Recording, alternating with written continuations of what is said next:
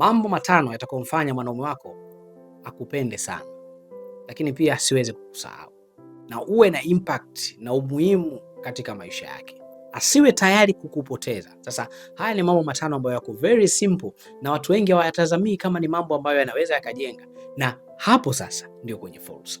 Karibu sana uyafahamu mambo matano yatakayomfanya mwanaume wako azidishe upendo na asiwe tayari kukupoteza.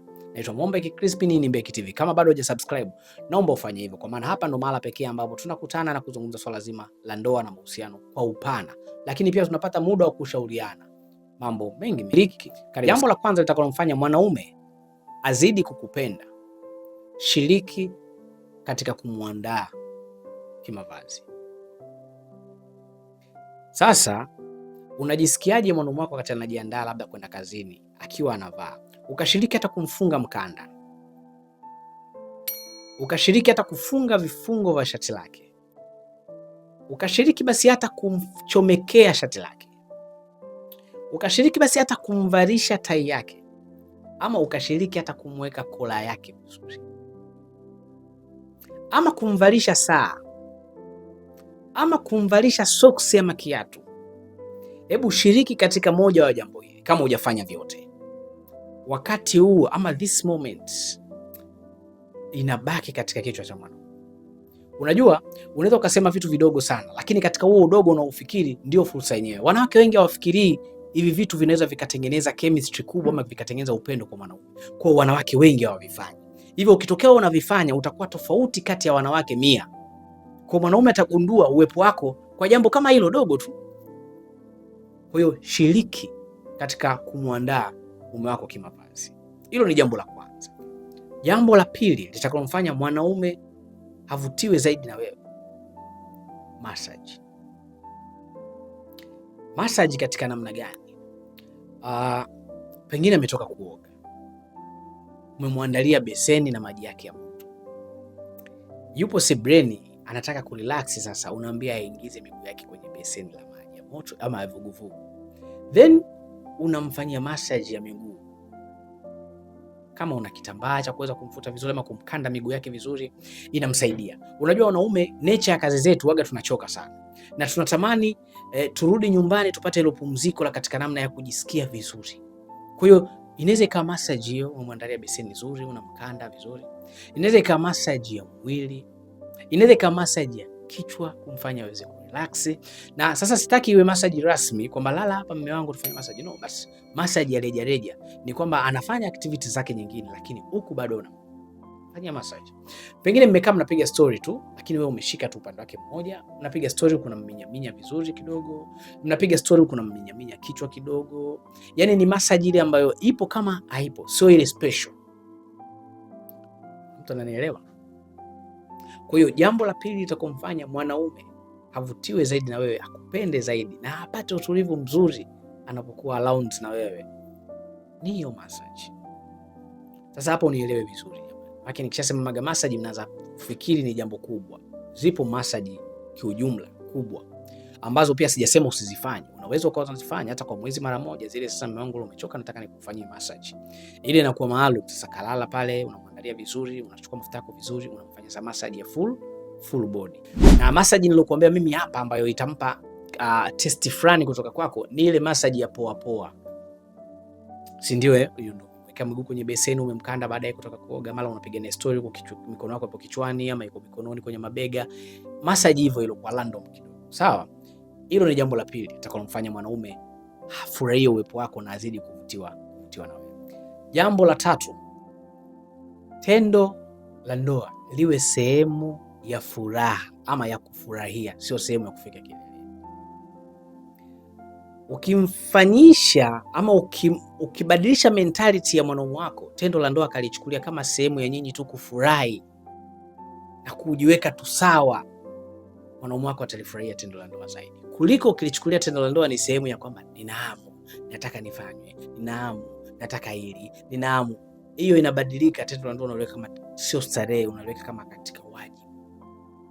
Sasa ukionyesha kiu ya kwamba unahitaji tendo la ndoa katika namna ya utosheke, inaondoa ile ladha ya starehe ya tendo. Sasa unaweza ukawa unatosheka katika hiyo namna ya kutaka kulifanya tendo liwe kama starehe. na nakuhakikishia ukiweza kulifanya tendo la ndoa likawa starehe kwa mwanaume wako, anaweza akawa kulala kila siku, kwa sababu unamuondolea ile pressure ya kufikiri kwamba huyu nikianza naye kufanya mapenzi inabidi paka amalize, inabidi paka afike kileleni. Kama leo nimechoka siwezi kufanya naye kwa sababu hata sijamfikisha. Unamuondolea ile stress ya yeye kuliogopa kulifanya mara kwa mara. Ila ukilifanya la starehe, ndio unakuta mwanaume wako atakwambia, mke wangu hapa kama tayari mzee kasimame, njoo ukae. Mke wangu mbona kama najisikia mgeuka hivi? Ni ile mmekaa tu sebuleni mnapiga story, mbona unataka kugeuza kaweka tu dakika 2. Yaani unajua ni vile vitu vidogo vidogo. Naelewa unaweza ukafikiria bwana sana kufanya hivyo lakini ufike. No, acha utafika tu, lakini nataka ubadilishe hiyo mentality ya yeye kudhani kwamba tendo la ndoa sasa inabidi twende kitandani ngenge. Tendo la ndoa inabidi ukifanya jasho likutoke tende. Tendo la ndoa liwe tester. Liwe sehemu ya kiburudisho. Sawa? Hapo utalienjoy na yeye mwanaume atafurahia. Mwanaume anapenda tendo la ndoa liwe sehemu ya burudani kwake. Si ndio? Amerudi tu pale nyumbani umemkubatia mekisi, mara mmekula kidogo akakuchezea pale. Yaani liwe tu tester. So liwe serious katika namna ile inabidi sasa mwinguo ivuliwe tali nazimwa. Sio sawa. Kwa hiyo jambo la tatu litakalomfanya mwanaume azidishe kukupenda na kukutamani na kuwaza kila saa ni tendo la ndoa ulifanya kama starehe ama kama furaha. Na utaniambia ukiweza kulifanya hivyo tendo la ndoa mtalifanya hata kila siku. Kwa sababu gani? Kila siku mwanaume anasikia hamu. Mimi nikwambia ukweli. Kila siku mwanaume anasikia hamu ya kufanya tendo la ndoa.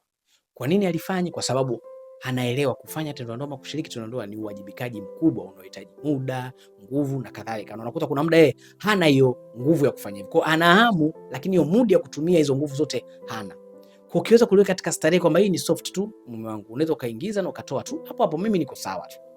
Mwanaume atakuwa anafanya tendo la ndoa kila siku.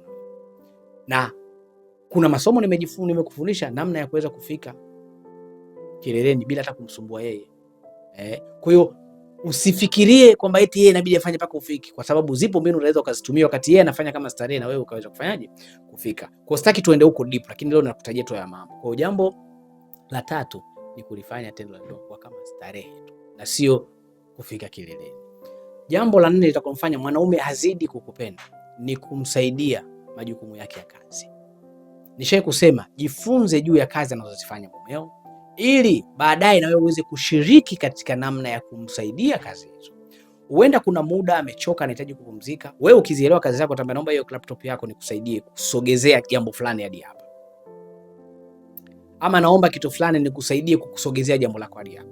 Ama yeye ana muda ana mambo mengine busy na mbona naomba nisaidie kukufuatilia jambo lako hili hapa. Sometimes hata anafuatilia cheti cha kuzaliwa, basi fuatilia wewe. Sometimes hata anafuatilia jambo fulani, fuatilia wewe. Sio lazima umwachie majukumu yote ayafanye yeye. Kwa kuwa sehemu yake ya msaada kuweza kumsaidia kwenye majukumu yake ya kikazi. Jifunze kusikazi ya mumeo ili uweze kuangalia kwa namna gani unaweza kuparticipate pale atakapohitaji msaada, basi uwe wewe msaada wake au karibu. Jambo la tano na la mwisho na ni muhimu sana. Vunja mipaka ya umbali. Maana yake wewe na mwanaume wako weni kama mapacha, weni kama watoto. Iwe kawaida kukumbatiana, iwe kawaida kubusiana, iwe kawaida kucheza pamoja, kucheka, iwe kawaida kuwa katika hizo namna. Hii inasaidia sana kuondoa